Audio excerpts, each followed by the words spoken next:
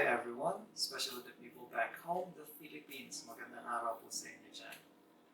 And to those who doesn't know me, I'm the guy behind Food Rhino. Pangalan po yun ng channel na to.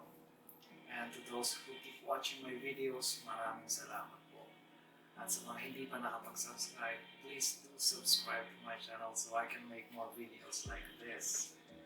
And for this video, I will be showing you on how to make stew. And the main ingredient is venison. Sa mga hindi po nakakaalam, venison po yung pagkain ng usa. Dito po sa Canada, meron po tayong 5 klase ng deer o yung usa. Pinakamalaki po dun yung moose. Pumapangalawa yung caribou. Pangatlo po yung elk. Sumusunod po yung mule at pinakamaliit po panghuli yung whitetail.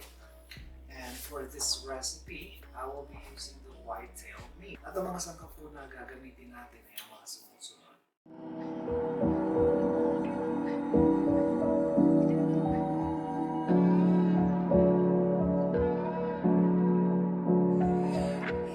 So without any further ado, simulan na po natin.